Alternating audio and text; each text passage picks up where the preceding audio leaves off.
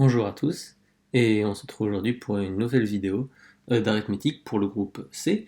Et c'est une vidéo qui corrige un exercice de l'envoi. Cet exercice étant l'exercice 14, qui est le suivant. On dit que deux entiers, A et B, vont être reliés s'il existe un nombre premier tel que A égale PB ou B égale PA, donc c'est-à-dire que A et B ne diffèrent que d'un seul facteur premier.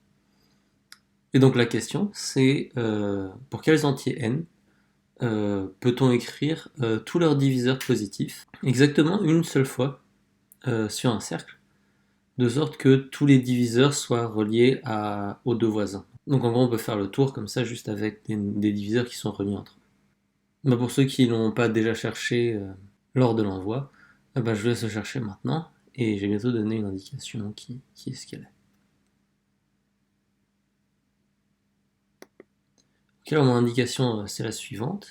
Dans ce problème, on parle de diviseurs, on parle de nombres qui sont reliés, donc ça peut être une bonne idée de regarder la décomposition en facteur premier de notre entier, et en fait de se rendre compte que cette propriété, en fait, elle dépend pas vraiment des facteurs premiers en elles-mêmes, mais plus d'autres choses. Je vous laisse voir ce que c'est, j'ai bientôt donné une correction maintenant.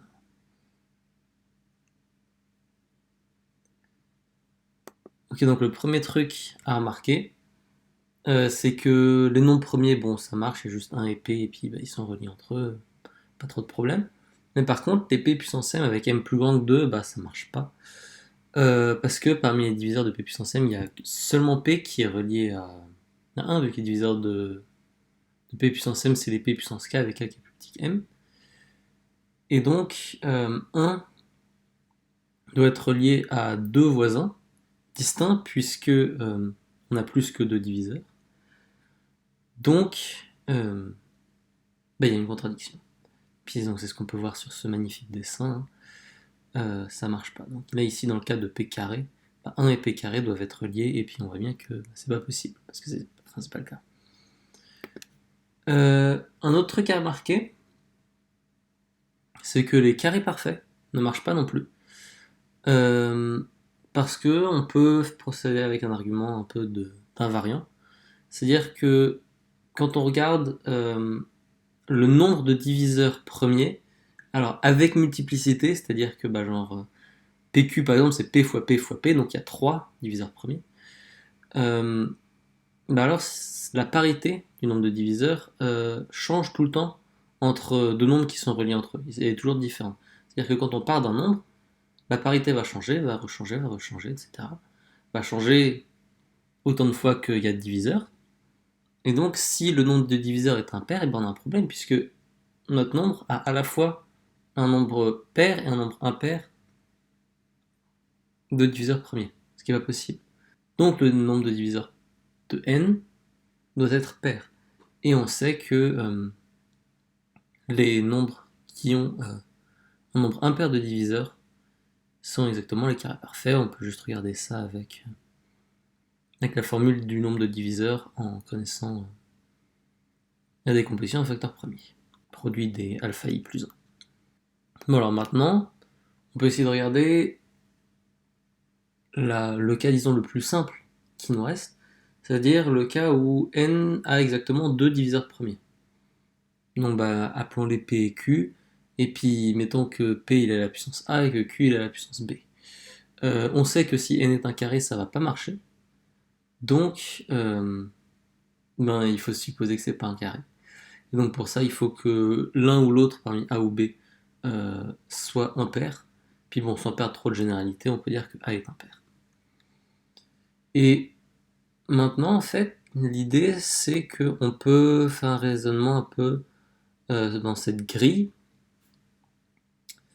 Donc là, ici, on a les nombres 1, P, P carré, PQ, P4, P5, et 1, Q, Q carré, Q3. Donc là, en l'occurrence, on a pris A égale 5 et B égale 3. Et en gros, l'idée, c'est que là, là, on a 1, là, on a Q, et là, on a P fois Q, etc. En gros, on prend le produit à chaque fois, et ça nous permet de regarder, en fait, tous les diviseurs de notre nombre, en fait, ils sont quelque part là-dedans. Et la question, c'est, maintenant, il faut les mettre sur un cercle, et il faut que les deux nombres soient toujours reliés. Et en fait, reliés, ça veut dire que si jamais, par exemple, ce nombre-là, il est relié à ses quatre voisins directs, en fait. Donc l'idée, c'est de partir, mettons, de 1, de toute façon, voilà, on peut toujours supposer qu'on part de 1, et ensuite de faire un chemin qui passe une seule fois par chacune des cases, et qui revient à son point de départ en étant passé par chacune des cases. Ça s'appelle un cycle hamiltonien, mais ça n'a pas grand intérêt de connaître le nom pour cet exercice. Mais voilà, juste pour la culture. Donc la première idée qu'on pourra avoir, c'est la suivante, c'est-à-dire que on part de 1, puis ensuite on essaye de faire tout le monde, voilà, comme ça. Donc c'est-à-dire qu'on part de 1, ensuite on fait Q, Q carré, Q cube, etc. Et puis ensuite on fait un espèce de serpent comme ça. Puis on arrive à P5, P puissance 5, puis on est bloqué, on n'arrive plus à avancer. Donc il y a un problème. Mais il s'avère qu'il y a un moyen relativement simple d'adapter ça, qui est le suivant. C'est-à-dire que à la place de prendre l'entièreté, disons, de la largeur, c'est-à-dire qu'à la place de prendre la largeur entre 1 et Q cube en entier, ce coup-ci on prend seulement la largeur entre Q et Q cube, ce qui nous permet en fait d'avoir de la marge pour, une fois qu'on est à P puissance 5, revenir jusqu'à 1. Ça c'est l'idée. Donc maintenant, on part de 1 toujours, on va jusqu'à Q cube, Q cube P jusqu'à QP, QP carré, etc. On fait ça, etc. On arrive là, P puissance 5, et on retourne jusqu'à 1. Alors la question là, c'est à quel moment on a utilisé le fait que A était impair. Et bien c'est parce que là on a commencé à 1, on est arrivé en bas. Ensuite ici on finit, pour P on finit en haut, pour P carré on finit en bas, pour P cube on finit en haut, pour P4 on finit en bas, pour P5 on finit en haut. Et en fait si jamais on n'avait pas cette dernière colonne des P5, alors on arriverait là, à P puissance 4 fois Q cube, puis on serait bloqué en fait. Et le fait est que, puisque B aussi est impair, on aurait pu faire quelque chose dans l'autre sens et ça aurait marché. Mais je pense que vous comprenez l'idée. C'est là qu'on utilise le fait que P est impair pour dire qu'une fois qu'on est là, on peut effectivement revenir jusqu'à P puissance 5 et ensuite revenir jusqu'à 1. Donc ça, on peut l'écrire de manière un peu formelle sous la forme de cette magnifique suite. Donc je pense quand même que le petit dessin est plus parlant. Et maintenant, on va essayer de faire ça pour un nombre de diviseurs quelconque. Et en fait, il s'avère que c'est relativement simple, disons. C'est-à-dire que on peut en fait faire une récurrence sur le nombre de facteurs premiers.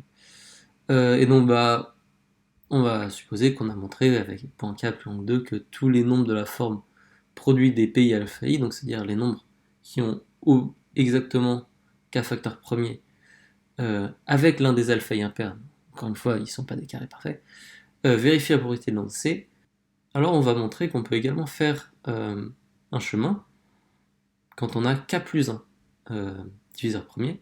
Donc on pose n égale produit des pourrier égale K plus 1 des PI alpha I. Truc très générique. Et donc encore une fois, il faut que ce soit pas un carré. Donc mettons que l'un des alpha I est impair, et puis encore une fois, ça, sans perdre de généralité, on peut dire que c'est alpha 1 qui est impair. Donc là, l'hypothèse de récurrence nous dit que les diviseurs de n', où on a enlevé le facteur pk plus 1 puissance alpha plus 1, et non pas p1 puissance alpha 1, puisque c'est celui qu'on sait qui est impair, pas les autres. Mais par contre, n' n'est toujours pas un carré parfait, et a k facteur premier, donc on peut utiliser l'hypothèse de récurrence. Et donc les diviseurs de n', qui sont de la forme, mettons, d1, dm, de sorte que que DI et DI plus 1 soient toujours reliés, puis DM et D1 soient reliés, donc c'est-à-dire que, admettons qu'on ait une configuration qui marche pour le cercle, qui marche sur un cercle pour N'. On sait qu'on peut le faire, c'est notre hypothèse de récurrence. Et maintenant, on a cet arrangement-là qui marche. C'est encore une fois des histoires de zigzag, sans trop de problèmes. Donc le fait que M soit pair, ça vient juste du fait que N' n'est pas un carré parfait. Et donc on part de D1, ensuite on fait un zigzag jusqu'à PK plus 1 puissance alpha k plus 1, encore une fois, fois D1. Ensuite, pk plus 1, alpha k plus 1, D2. On sait que D1 et D2 sont reliés, donc multipliés par un truc, ça change rien, etc. Ensuite, on retourne jusqu'à D2, D3, etc. On fait comme ça, encore une fois, un zigzag, jusqu'à arriver à DM. Et ensuite, de DM, on peut repasser à D1, parce que M est pair. Ici aussi, on l'utilise. Et donc, pour conclure, les nombres qui ne vérifient pas la propriété, c'est exactement les carrés, parfait, qui ne sont pas égaux à 1, parce que 1 ça marche, et des puissances plus grandes que 2, quand une fois les nombres premiers marchent, 2 nombres premiers.